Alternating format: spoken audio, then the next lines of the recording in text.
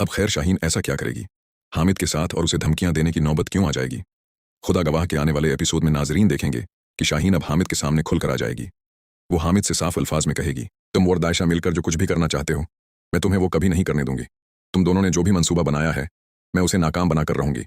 अब तक मैं खामोश थी, लेकिन अब मैं तुम्हारी हर चाल पर नजर रखूंगी। हामिद शाहीन की ये बात सुनकर हैरान हो जाएगा। वो उसे समझाने की कोशिश करेगा कि वो बुलावजा उनके मामलात में दखल न दे, लेकिन शाहीन उस बार पीछे हटने के लिए तैयार नहीं होगी। शाहीन गुस्से से कहेगी, मुझे अच्छी तरह मालूम है कि तुम दोनों के दिल में क्या चल रहा है।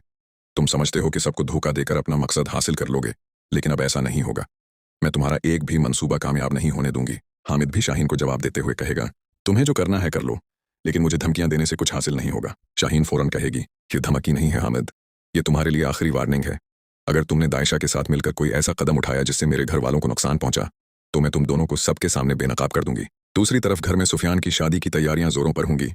हर तरफ खुशी का माहौल होगा, लेकिन ऐन शादी से पहले सुफियान अचानक घर से गायब हो जाएगा। जब शाहीन को मालूम होगा कि सुफियान घर में मौजूद नहीं है, तो उसका गुस्सा आसमान पर पहुंच जाएगा।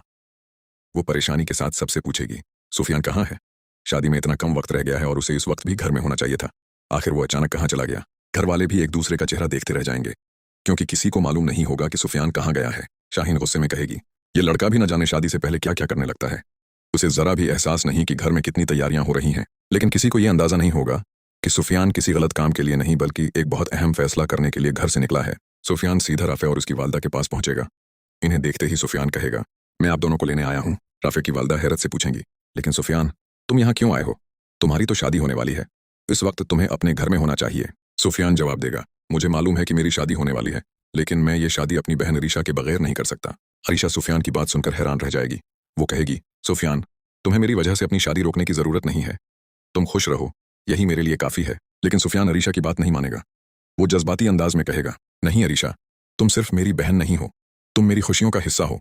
अगर मेरी जिंदगी के इतने बड़े दिन पर मेरी बहन मेरे साथ नहीं होगी, तो मैं ये शादी कैसे कर सकता हूँ? मैं चाहता हूँ कि तुम खुद मेरे घर आओ और मेरी शादी में शामिल हो। अरीशा की आंखों में आंसू आ जाएंगे। उसे यकीन नहीं आएगा कि सुफियान अब भी उसे इतनी अहमियत देता है। सुफियान मजीद कहेगा, तुम मेरे साथ घर चलोगी?